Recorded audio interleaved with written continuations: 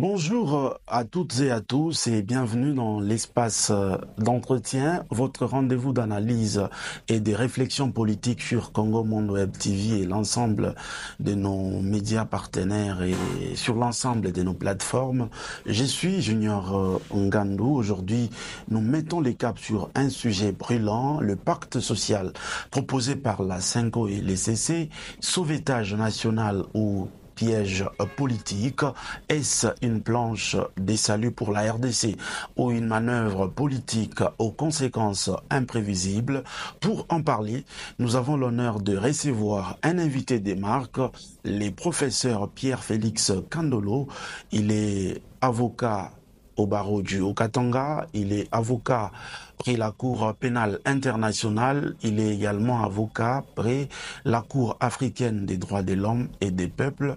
Le professeur Pierre-Félix Kandolo est enseignant des universités et auteur d'une tribune percutante sur cette initiative de la CENCO et l'ECC. Professeur Pierre-Félix Kandolo, bonjour et merci d'avoir accepté notre invitation. Je vous remercie, monsieur le journaliste. Ces pactes proposés par les deux églises, l'ECC et la CENCO, est censé favoriser un dialogue national pour sauver la nation des tensions politiques et sociales pendant ces temps où une partie du territoire national est occupée par le rebelle du M23 soutenu par l'armée rwandaise. Est-il réellement ce pacte est-il réellement une passerelle vers la stabilité ou cache-t-il une transition politique déguisée?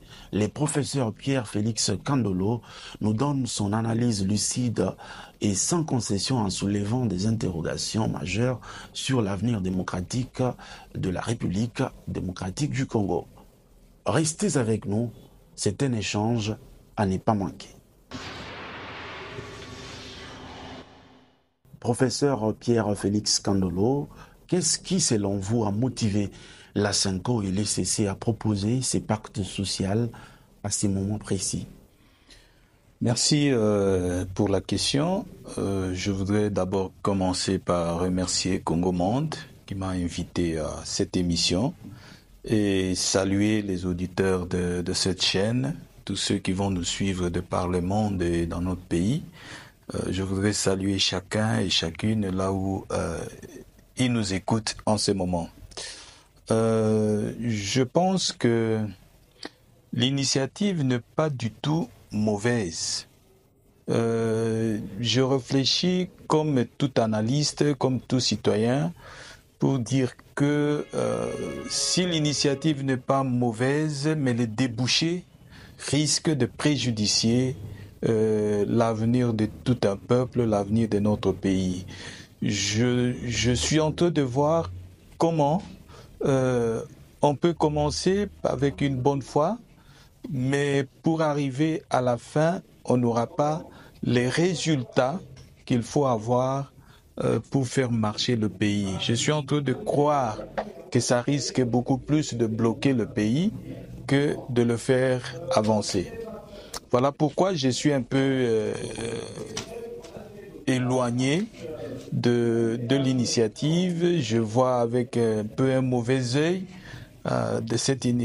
pour cette initiative de nos pères ecclésiastes. Peut-on y voir une urgence citoyenne sincère ou une pression politique déguisée? À votre avis, quelle est la perception de ces pactes dans les milieux politiques et sociaux? Je suis en train de penser que l'initiative ne va pas tellement avancer notre pays. L'initiative qui est donnée, c'est une initiative dont on ne connaît pas les tenants et les aboutissants. Il est donc normal qu'on ait beaucoup de réserves par rapport au but poursuivi et aux objectifs cachés derrière cette initiative. C'est pour ça que moi je pense que je regarde de loin et j'observe et je me dis, est-ce qu'on va aboutir à faire évoluer le pays pendant cette période. Parce que pourquoi le faire, pourquoi entamer ces genres d'initiatives pendant la période où nous devons d'abord nous concentrer, nous tous, pour lutter contre l'agression de notre pays par un pays étranger. Est-ce que c'est opportun de le faire maintenant? Est-ce que les gens qui ont commencé, qui ont déjà préparé la guerre pendant des années peuvent aujourd'hui voir l'utilité de telles initiatives? C'est pour ça que je me dis, est-ce que c'était vraiment le moment opportun pour commencer ces genres d'initiatives? Je ne suis pas convaincu de cela. Ce pacte se veut un cadre de dialogue inclusif, mais en analysant votre tribune, on sent une profonde méfiance. Entrons maintenant dans les cœurs de votre analyse. Dans votre tribune, professeur Pierre-Félix Kandolo, vous liez cette initiative à un possible retour à une transition du type 1+4. Sur quelle base fondez-vous cette analyse? Oui, je dois d'abord préciser que j'ai réfléchi, comme tout Congolais, face à une actualité qui a dominé le pays.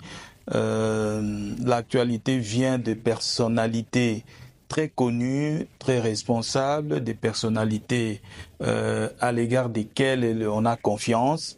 Et lorsque l'initiative vient de tels groupes de personnes qui constituent d'ailleurs la société civile de notre pays, qui constitue un des éléments importants de la société civile de notre pays. Lorsque l'initiative vient, chaque citoyen est libre de réfléchir et de dire son mot. Voilà pourquoi j'ai réfléchi et j'ai fait la tribune dont vous faites allusion. Je me dis, bon, écoutez, quel est le débouché, quel est l'aboutissement d'une telle initiative de pacte social? L'aboutissement, c'est d'impliquer des différents partenaires, des différentes personnes qui veulent accéder au pouvoir. Je vois ici ceux qui ont pris les armes, ceux qui n'ont pas pris les armes, ceux qui gèrent le pouvoir. Si l'initiative est de mettre fin à tout cela, ça signifie qu'on doit mettre tout le monde ensemble pour gérer le pays. Ce qui n'est pas du tout mauvais dans le cas de cohésion nationale. Mais est-ce que nous ne retournons pas dans ce même cadre de cohésion nationale ou dans l'objectif de cohésion nationale au schéma que nous avons déjà connu, c'est-à-dire le schéma de 1+4 qui avait réuni ceux qui avaient pris les armes, ceux qui n'étaient pas du côté des armes et ceux qui géraient le pouvoir. Donc, plus la société civile, nous rentrons dans le même schéma et je ne vois pas comment on peut arriver à une solution sans suivre ce schéma-là. On peut peut-être donner d'autres étiquettes. Au lieu de dire 1+4, on peut dire 1+2 ou 1+1. Mais le schéma restera le même. Mettre tout le monde au pouvoir pour que le pays soit unifié. Parce qu'aujourd'hui, quand il commence cette initiative, le pays n'est plus un. Il y a une partie qui est occupée par les étrangers et les rebelles, l'autre partie est occupée par le gouvernement. Donc nous retournons à l'époque où nous sommes allés à Sun City pour aller faire sortir le 1+4. Je me demande, est-ce qu'il y a une autre voie de sortie à part arriver à ce schéma-là? C'est pourquoi je dis, nous tendons vers, tout droit d'ailleurs, vers le schéma de 1+4.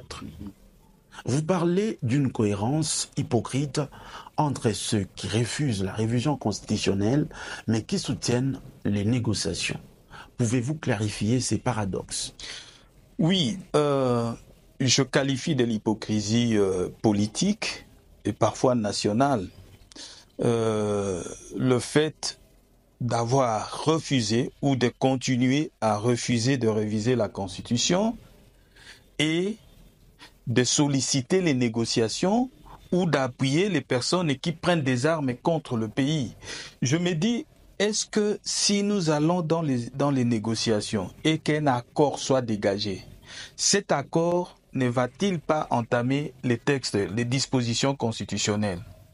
C'est de la même manière pour ceux qui soutiennent la rébellion et qui ne veulent pas qu'on change la Constitution. Si aujourd'hui la rébellion vient, Nanga vient prendre le pouvoir ou le Rwandais installe Nanga au pouvoir, est-ce que ce pouvoir-là sera constitutionnel? Non, le pouvoir ne sera pas constitutionnel parce que la Constitution elle-même interdit d'accéder au pouvoir par les armes. La Constitution ne prévoit que le mécanisme d'élection pour accéder au pouvoir. Or, le mécanisme des accords pour accéder au pouvoir n'est pas constitutionnel.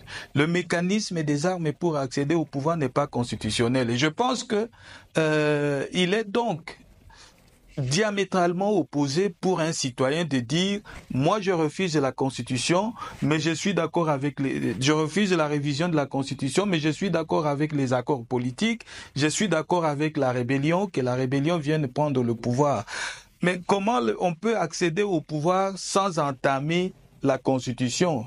Je ne vois aucun mécanisme. Les gens peut-être peuvent trouver d'autres mécanismes, mais moi j'ai dit déjà, vous entendez parler, j'ai lu une tribune d'un homme politique qui dit « Nous sollicitons le fédéralisme ». Or, la Constitution elle-même a un régime unitaire. Donc, si cette proposition est acceptée par un accord, on devra revoir la Constitution pour adapter l'accord avec le texte constitutionnel. C'est pourquoi je dis, c'est de l'hypocrisie pour ceux qui disent nous n'allons pas changer la Constitution, mais nous allons négocier ou nous allons prendre le pouvoir par la force. C'est deux choses qui sont diamétralement opposées. On ne peut pas lier les accords et dire nous maintenons la Constitution. C'est deux choses qui ne peuvent pas collaborer. À vous entendre parler, ce pacte pourrait déboucher sur une révision forcée de la Constitution. Voyez-vous déjà des signes allant dans ce sens? Si. Déjà, nous avons une expérience dans notre pays. À partir de notre expérience, nous pouvons dire que ces genres d'accords n'aboutissent que à des changements de constitution. Vous vous rappelez déjà à l'époque de Mobutu, lorsqu'on parlait des accords, des conclaves 1, des conclaves 2 dans le cadre du MPR, ça aboutissait toujours à des changements constitutionnels. Parce qu'en fait, quand vous négociez, c'est celui qui est au pouvoir dit moi j'exerce le pouvoir conformément à la Constitution. Mais celui qui n'est pas d'accord avec cette façon d'exercer le pouvoir voudrait que le pouvoir soit exercé d'une autre manière que la manière dont celui qui est au pouvoir considère comme étant conforme à la Constitution.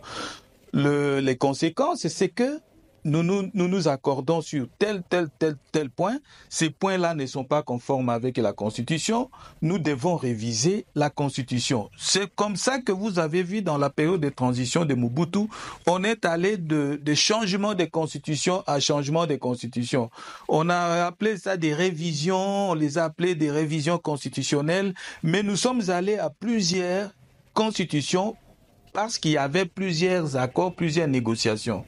Donc notre histoire nous montre cela. Nous sommes partis à Sun City. Déjà quand le Mzee Kabila est arrivé, il a anéanti la constitution qui était en place, il a mis le décret constitutionnel. Nous sommes allés à Sun City, on a anéanti le décret constitutionnel, on a mis en vigueur la constitution de la transition qui a été remplacée par celle que nous avons. Il n'y a pas d'accord politique dans le vrai sens du mot où les objectifs des protagonistes sont atteints qu'on n'arrive pas à changer la Constitution. Je ne vois pas. Vous affirmez que le président Félix Tshisekedi resterait en place même en cas de transition. Et pourtant, certains dans l'opposition crient à une transition sans Tshisekedi. Comment vous interprétez cela? Comme on le disait à l'époque de Kabila, faisons la transition sans Kabila. Et maintenant, c'est faisons la transition sans Tshisekedi. Vous comprenez que ces négociations vont nous remettre dans une autre période de transition vers une nouvelle constitution. Donc nous allons carrément remettre en cause la constitution que nous avons. Nous allons gérer le pouvoir ensemble pour organiser une nouvelle constitution avec une nouvelle république. Ça veut dire que nous revenons à la phase des années 2003, 2002, 2003 jusqu'à 2006. Donc nous revenons à cette période-là et avec toutes les opinions politiques que nous connaissons au Congo, avec la mentalité des politiciens, cela peut encore nous prendre même 2-3 ans pour négocier. Je suis en train de recourir à la jurisprudence. Nous avons déjà une jurisprudence que nous connaissons. Il n'y en a même pas une. À l'époque, après la proclamation de la démocratie par le président Mobutu, en 90, il y a eu beaucoup de négociations autour, toujours la même chanson, on va aller en transition, que Mobutu quitte le pouvoir. Mais finalement, c'est Mobutu qui est resté jusqu'à ce qu'on l'a fait partir par la force. Nous sommes arrivés à l'époque de négociations où on disait il faut que Kabila quitte le pouvoir. À la fin de Sun City, c'est Kabila qui est resté au pouvoir. Ici, lorsque je parle du président Tshisekedi qui resterait au pouvoir, je vois d'abord la source du pouvoir qu'exerce le président Tshisekedi actuellement. Il est la seule autorité du pays qui a été élue par l'ensemble du territoire national, avec plus de 50% pour être président de la République. Toutes les autres personnes qui se disent des poids lourds ou qui ont un poids politique, et toutes ces personnes-là n'ont pas la légitimité populaire de l'ensemble du territoire national, de la population congolaise. Et je ne vois pas comment une personne qui a été mise au pouvoir par la volonté populaire va quitter le pouvoir avant la fin du mandat lui accordé par le peuple. Il va rester parce que personne n'a le droit de le chasser si ce n'est que la Constitution de la République. Et la Constitution, à l'article 75, prévoit les modalités par lesquelles un président de la République peut être remplacé. C'est le cas des vacances du président de la République. Donc, soit le décès, soit la démission, soit toute autre cause. Or, ici, ces hypothèses-là n'entrent pas en jeu. Il peut démissionner, comme ça il y a une transition sans lutte. La démission n'est pas obligatoire.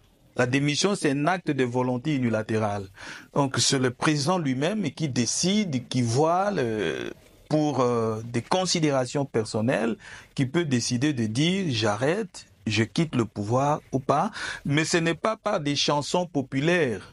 C'est pas par des chansons, il peut décider de dire moi je laisse le pouvoir, et ça dépend de sa propre volonté, de sa propre initiative. Je ne vois pas comment des gens qui sont, par exemple, certains ont été candidats président de la République, ils en sont sortis avec 2% des voix, avec 5%, et puis demain ils se réveillent pour dire non, nous devons nous gérer le pays, que celui qui a été proclamé ne soit pas président de la République et que nous puissions le remplacer. Mais c'est se manquer même de la considération à l'égard de la population qui a élu cette personne et qui nous dirige aujourd'hui. Peut-être qu'ils remettent en cause même les résultats et disent que il y a eu une main noire, voilà pourquoi eux ne reconnaissent pas la légitimité. Mais ça c'est eux. Nous sommes dans un pays qui se veut état de droit. Dans un état de droit, ce sont les lois qui dominent. Ces lois ont déjà tracé une ligne de conduite de la gouvernance à l'intérieur d'un pays. Parmi ces lignes de conduite, il y a les institutions qui ont été établies pour pouvoir organiser les élections. Ces institutions ont proclamé. Et il y a des institutions judiciaires qui ont été mises en place pour confirmer ou infirmer ces résultats. À partir du moment où ce schéma a été suivi, vous pouvez crier, mais la vérité légale est là. On ne peut pas la contester. La loi a déjà dit, les institutions ont déjà proclamé, la Cour constitutionnelle a confirmé, il n'appartient pas à une personne de manifester ses humeurs personnelles contre la volonté de tout ce monde-là qui se trouve à l'intérieur du pays. Ceux qui l'ont élu, les institutions mises en place et les résultats tels qu'ils ont été proclamés. Ça, c'est une question d'humeur politique, mais qui ne va pas engager le peuple ou changer des choses. Votre discours remet en cause non seulement le pacte, mais aussi les acteurs politiques et même religieux impliqués. Abordons à présent les enjeux des leadership et d'influence dans cette dynamique. Vous critiquez une élite congolaise distractible face à une stratégie de domination étrangère. Pensez-vous que la RDC est incapable de proposer un projet souverain? Nous avons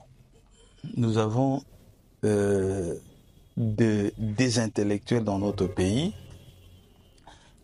que nous qualifions comme nos dirigeants et que nous appelons des politiciens. À mon avis, on a déjà compris que le Congo ou les Congolais n'aiment pas le Congo, mais ils aiment plutôt le pouvoir. Ce qui fait que quand vous regardez la classe politique congolaise, jusqu'à ce jour, à part peut-être la première classe qui est sortie de l'indépendance, qui ont lutté pour notre indépendance, le reste de la classe politique, c'est une classe politique qui aime non pas le Congo, mais plutôt le pouvoir politique. Ce qui fait que dans le but de poursuivre, et on a compris cela, vous avez vu les résultats de Sun City, l'Occident a compris que ces Congolais-là, le but n'est pas, par exemple, de faire partir un président de la République. L'objectif, c'est que tout le monde accède au pouvoir. On nous a fait ces trucs de plus de 500 députés, plus de 500 sénateurs, plus de 100 sénateurs, c'est ce qui est là, plus de 60 ministres. C'est au fait la politique pour intégrer tout le monde dans la scène, sur la scène politique et mettre fin à des hostilités internes. Parce qu'on a compris que le Congolais lui-même, en fait, il cherche d'être au pouvoir. C'est ce que j'appelle d'ailleurs le major collectif des institutions publiques. Tout le monde veut aller manger et pour cela, on reste très distrait par rapport à des situations qui concernent la souveraineté et l'intégrité de notre pays. Vous voyez qu'on nous attaque, mais ces hommes politiques, ces intellectuels congolais, je suis en train de voir lorsque la guerre de Goma a éclaté, lorsqu'on a pris la ville de Goma, je me suis demandé où sont ces politiciens congolais. Personne n'a fait de déclarations dans le sens de soutenir le Congo ou de soutenir la population qui était tuée par la guerre. Personne. Même ceux qui se disent avoir un poids politique. Ce poids politique, c'est pour simplement accéder au pouvoir. Mais quand il s'agit de l'attaque, de l'atteinte à l'intégrité territoriale, tout le monde, on dirait, on a croisé les bras pour voir qu'est-ce que le président de la République est capable de faire. En tout cas, s'il n'est pas capable qu'il parte, qu'on le chasse. Vous voyez, c'est comme ça que moi je dis, nous avons des intellectuels, nous avons des politiciens qui sont distraits par rapport à la lucidité d'un peuple comme le peuple rwandais. Vous voyez, c'est un peuple petit, nous le minimisons par rapport à la démographie, mais c'est un peuple qui nous maltraite pendant plus de 30 ans. Mais où sont ces intellectuels que nous sommes, qui sont au pouvoir et qui ont un mot à dire? On l'a vu. Quand ils ont pris Goma, quand ils ont pris Bukavu, tous ces intellectuels étaient calmes. C'est un signe que nous sommes tellement faibles que nous n'avons même pas à dire. Même ceux qui disent que nous avons une masse derrière nous n'ont pas été capables de soulever un seul doigt ou de faire une seule parole pour condamner. Et là, je vais jusqu'au niveau des prélats, des ecclésiastes, ceux qui dirigent les églises. Derrière eux, il y a une masse importante, mais vous avez vu jusqu'à ce jour, ils n'osent pas condamner le Rwanda. Apparemment, pour eux, la guerre n'est pas la guerre du Rwanda, c'est la guerre des Congolais entre eux, alors que même toute la communauté internationale, même les Nations Unies, ont déjà dit que c'est une agression. Eux, ils attendent encore le pacte social pour venir dire oui, c'est la guerre, nous sommes agressés par le Rwanda. Finalement, c'est à quel moment ils vont le dire. C'est ce que je dis, nous sommes distraits par le but d'accéder au pouvoir et nous laissons le pays être géré, être occupé par les étrangers parce que nous, c'est pas ça qui nous concerne. Et ce qui nous concerne, c'est d'accéder au pouvoir. Et là, on va même plus loin quand ce n'est pas le mien qui est au pouvoir que les Congos partent à condition que celui-là quitte. Vous voyez la mentalité que nous avons. Pour ça, j'ai dit, mais ces gens, ces politiciens que nous avons au Congo, ces intellectuels ne sont intellectuels que de noms, ces politiciens ne sont politiciens que de noms, mais en réalité, ce n'est pas le Congo qu'ils aiment, c'est le pouvoir qu'ils cherchent. Quelle est selon vous la véritable stratégie derrière les appels à la cohésion nationale? Oui, d'abord, par rapport à cette histoire de cohésion nationale. Vous savez, quand vous parcourez la Constitution, la Constitution a déjà prévu le mécanisme de représentativité au niveau des institutions politiques. La Constitution a prévu une sorte d'égalité entre les provinces dans les représentations nationales et provinciales. On a déjà dit qu'il faut un équilibre provincial pour constituer le gouvernement, par exemple, pour faire le Parlement ou pour le Sénat. Donc, à ce niveau-là, déjà, toutes les provinces sont représentées. Ce qu'ils appellent cohésion nationale, eux, c'est au fait dire quelque chose du genre. Oui, je sais qu'il y a mon frère de ma province qui est là, mais comme moi je ne suis pas là, il n'y a pas cohésion, il faut que je sois là-dedans. Donc, on rejette la représentativité telle que prévue par la Constitution au profit des intérêts individuels. Et aujourd'hui, vous avez des Congolais qui se sont alliés, notamment l'ancien président Nanga qui s'est allié avec L'ancien président de la CENI, qui s'est allié avec le Rwanda, et j'ai vu d'autres comme l'ancien gouverneur du Sankourou qui a fait sa déclaration. J'ai vu d'autres politiciens de l'opposition non armée qui ont décidé carrément de le rejoindre. Mais dans la tribune, j'avais regretté le fait que nous ne puissions pas tirer les leçons du passé. Vous savez, quand nous avions Mobutu au pouvoir, le feu maréchal, pour nous, il était question de le chasser du pouvoir. Évidemment, parce que c'était un pouvoir absolu, un pouvoir qui a vieilli, il fallait qu'il parte. Et devant cette réalité, nous étions d'accord que même une mouche qui peut venir, à condition qu'il nous chasse cet homme, nous allons l'accepter. Il était possible que nous puissions accueillir ceux que nous ne connaissions pas, d'où ils venaient. Mais nous connaissions notre président, Feu Laurent Désiré Kabila, qui l'a accompagné. Mais dans le parcours de ces gens qui sont venus chasser le président Mobutu du pouvoir, dans le parcours de la guerre qui a été menée contre Mzee Laurent Désiré Kabila, il s'est avéré dans notre histoire que les Congolais n'ont été que des simples accompagnateurs. Je parle ici de Kissa Singandou qui a commencé la lutte avec Mzee Laurent Désiré Kabila, et je parle de règne de l'AFDEL, et après le règne de l'AFDEL, je parle de la guerre de 98 jusqu'à la fin de la guerre en 2003. Vous allez voir que tous les Congolais qui ont entouré la guerre, qui se sont présentés devant les autres Congolais comme étant les auteurs de guerre, ont été écartés purement et simplement lorsqu'il fallait accéder au pouvoir. Vous avez vu même le fait professeur Zaïd Ngoma qui a été pendant longtemps dans la rébellion et qui est venu à Sand City, non pas comme membre de la rébellion, mais comme membre de la société civile. S'il a occupé le poste qu'il a occupé, c'est parce qu'on l'a considéré comme étant plutôt de l'opposition non armée. Donc on l'a considéré comme étant un opposant non armé, alors qu'il avait aussi pris les armes avec les autres pour chasser Mzee Laurent Désiré Kabila. Je pense que les Congolais doivent tirer des leçons de l'histoire. Nous avons accompagné nos frères rwandais. Au début, c'était comme si eux nous accompagnaient pour nous installer au pouvoir. Mais à la fin, nous avons vu ceux qui ont géré, c'était pas les Congolais. C'était même quand ils intègrent dans l'armée, on fait le brassage, le mixage. Tous ceux qui viennent des mouvements rebelles, 80% n'étaient pas vraiment des vrais Congolais, du moins pour ce qui concerne les chefs militaires.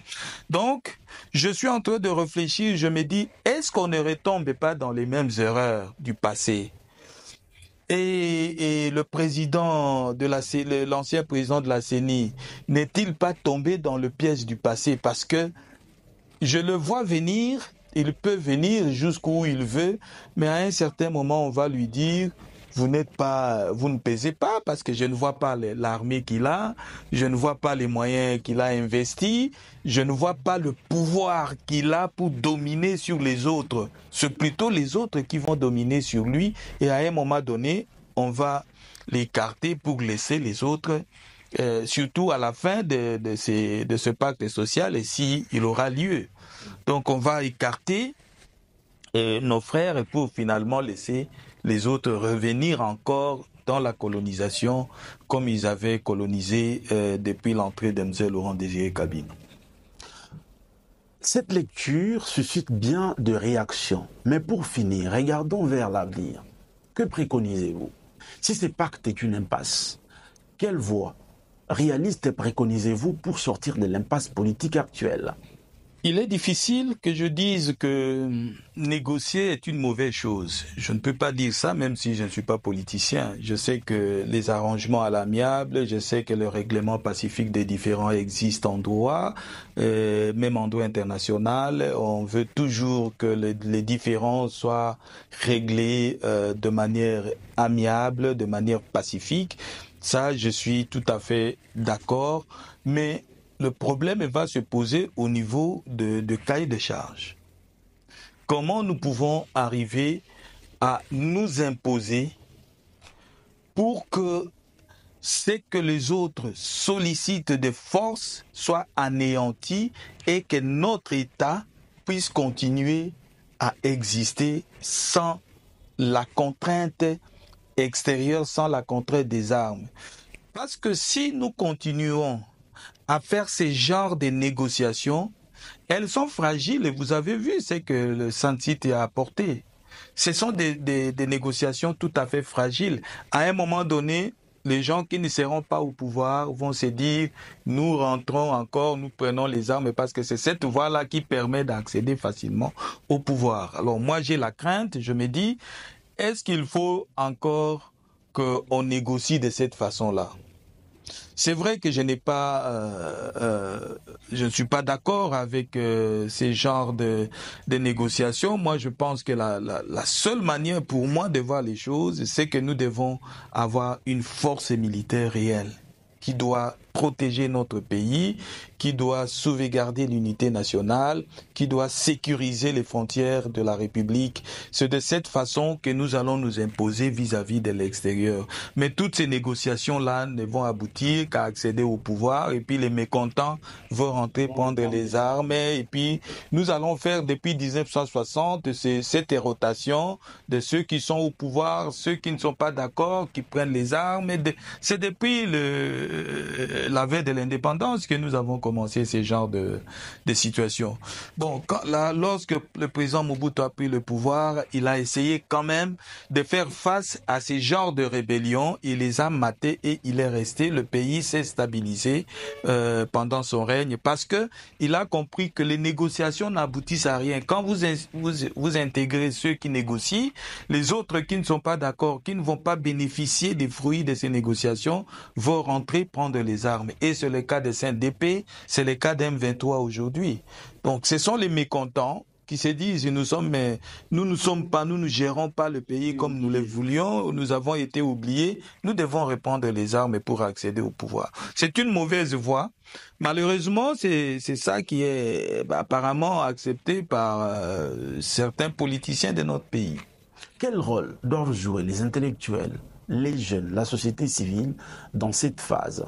Ce que je déplore toujours, c'est notre incompétence à former, à sensibiliser la population pour l'amour de notre patrie, pour le patriotisme.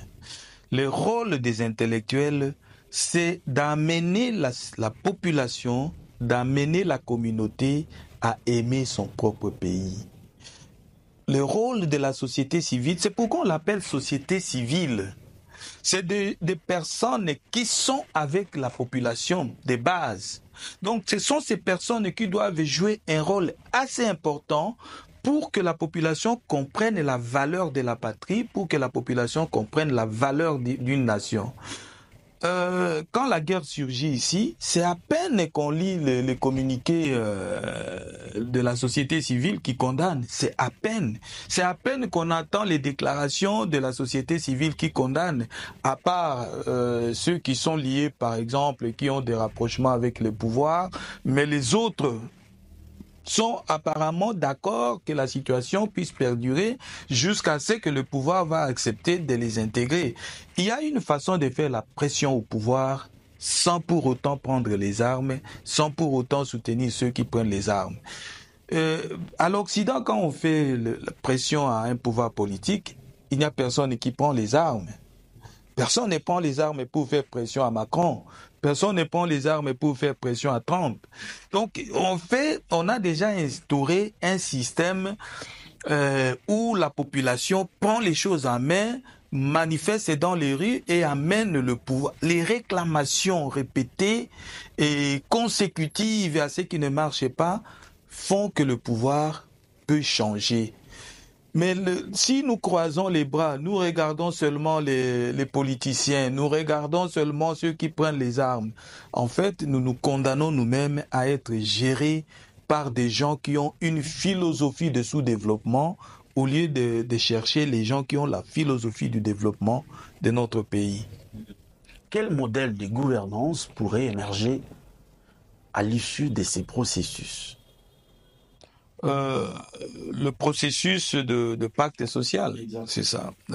Pour le pacte social, je pense que ce qui est visé ici, c'est l'implication, je veux parler de l'intégration dans les institutions de tous ces politiciens qui font des vacarmes de gauche à droite. C'est ça l'objectif. Il n'y a rien d'autre que ça. Donc on va ramasser tous ces journalistes qu'on voit en train d'insulter le régime, en train de parler contre le régime. On va prendre tous ces politiciens qui parlent contre le régime, parce qu'aujourd'hui c'est un mode de vie politique au Congo. Si vous voulez que, même moi, si je veux que j'accède au pouvoir, il suffit que je me lance dans des réseaux en train d'insulter le président, en train d'insulter la première ministre, en train de critiquer le président de l'Assemblée nationale ou du Sénat. Demain, on va chercher, mais c'est qui celui-là? Et puis on m'approche et j'accède au pouvoir. Donc, c'est devenu un mode de vie politique dans notre pays de procéder ainsi pour accéder au pouvoir. Et les pères des églises comprennent cela. Ils se disent, mais écoutez, parce que c'est ça notre mode de vie, allons demander aux autres qu'ils acceptent qu'on intègre tous ces gens qui font de bruit pour que nous puissions avoir la paix de ce côté-là. Mais je vous dis que la paix, on peut l'avoir. Nous l'avons eu avec l'unification avec le président Joseph Kabila. Mais est-ce que cette paix a perduré? Juste qu'il vient de partir, 5 ans après, nous sommes rentrés dans la même situation. Donc, voilà. Nous n'avons pas, c'est le président Tshisekedi, s'il veut qu'on fasse comme cela, il peut le faire, il intègre tout le monde au pouvoir, la rébellion et tout, bon, partageons-nous les gâteaux, mettons 1+5 ou 1+10, nous avons un système de confédération suisse, une tête avec 7 pieds, et puis nous accédons, nous allons vers la paix. Donc, on ne gagnera rien. Moi, je crois que ce schéma-là n'est pas un bon schéma. Il faut qu'on retourne, que tout le monde accepte la légalité. Nous nous sommes dit, la Constitution, c'est un pacte social, c'est un contrat social. Nous nous sommes dit, personne ne peut accéder au pouvoir que par la voie des élections. Si on n'accepte pas cela, on va retarder le pays. Il faut que...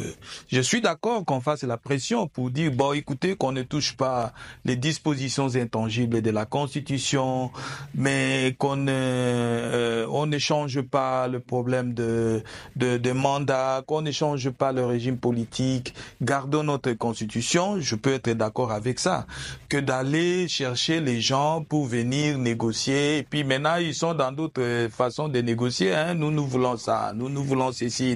Mais est-ce que ce qu'ils disent là est conforme à la Constitution? Parce que cette Constitution, nous l'avons tous acceptée. C'est passé par voie référendaire. Donc, si quelqu'un n'est pas d'accord avec ça, il y a des voies légales qui sont prévues dans la Constitution pour arriver à accepter ou à appliquer telle ou telle disposition. Le reste n'est que des solutions provisoires. ça peut aboutir. On peut aboutir à des négociations comme le Saint-Site a abouti. Mais après ça, de nos enfants qui viendront, est-ce que ça sera la même paix? Non, c'est une paix fragile, comme la paix qu'on nous a amenée par Saint-Site. Aujourd'hui, est-ce qu'on peut parler encore de ces Saint-Sites-là? Tout est parti en éclat. Tout est parti en éclat. Quel message pouvez-vous adresser aux intellectuels, à la société civile, à l'Église? Ça sera votre mot de la fin. S'il y a une question que vous aurez voulu que je vous pose, je ne vous y ai pas poussé. Vous allez pouvoir commenter et conclure notre échange d'aujourd'hui. Pour l'avenir de notre pays, pour l'amour que nous avons pour ce Congo, qui est notre seule nation, notre seul État, notre seul pays, que nos pères de l'indépendance nous ont légué sous le sang. Parce qu'il y en a qui sont morts, il y en a qui ont lutté beaucoup pour que le Congo soit le Congo comme nous l'avons trouvé aujourd'hui. Et pour ça, pour ce souci-là, je pense que à tous les niveaux, nous devons cultiver l'amour de la patrie. Nous pouvons avoir des problèmes au niveau interne entre nous, entre les tribus, parce que ça ne manque jamais. Même à l'Occident, ça arrive. Nous pouvons avoir des antagonismes entre les provinces, mais que le pays soit notre bien commun, où chacun se retrouve. Quand nous sommes ailleurs, nous disons Congo et Lokamakas.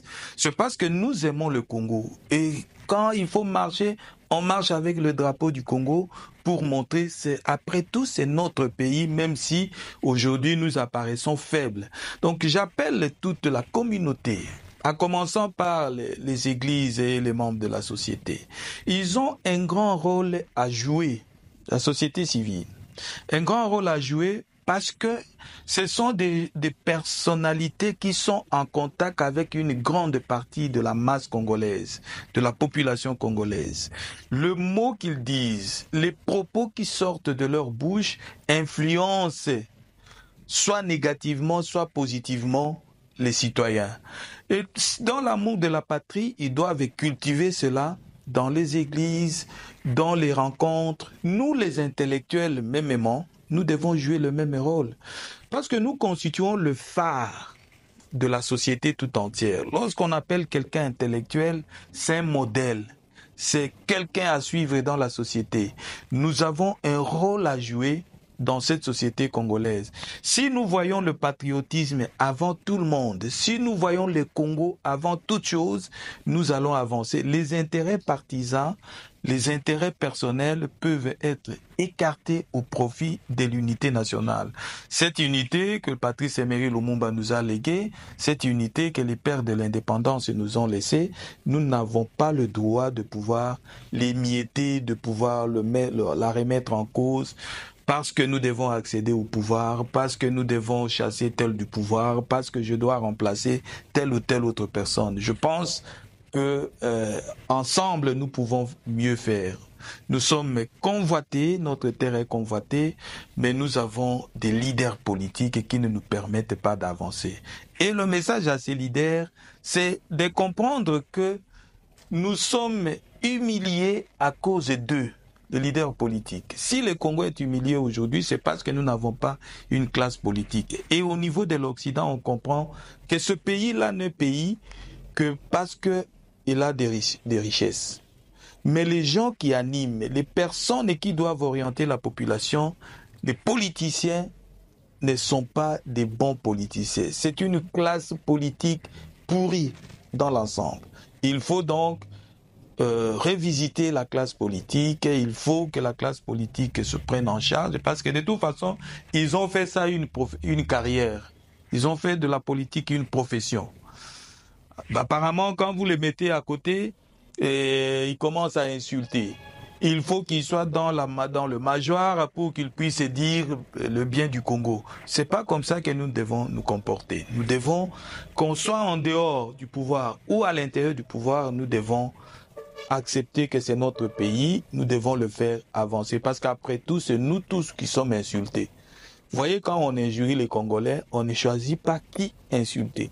Que vous soyez intellectuel, professeur d'université ou politicien, vous avez la même gifle. La même gifle. Vous recevez la même gifle sans tenir compte de votre niveau intellectuel et simplement parce que nous ne parvenons pas à nous unir et à faire avancer notre pays vers l'avant.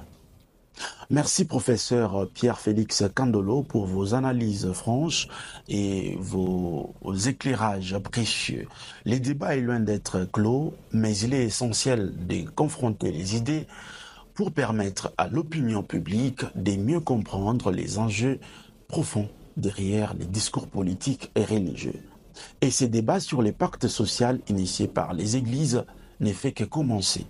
Entre aspiration à la paix et menaces sur la démocratie, l'avenir de notre pays est en jeu. À vous, chers téléspectateurs et vous, chers abonnés des Congo Monde Web TV, merci de votre fidélité. Continuez à réagir avec le hashtag Espace d'entretien et suivez-nous sur toutes les plateformes et médias partenaires. Je suis Junior Ngando pour Congo Monde Web TV. Merci à l'équipe à la réalisation. À très bientôt pour un nouveau face-à-face d'idées, ici même dans Espace d'entretien. Merci et au revoir. Allez, merci beaucoup. Merci beaucoup.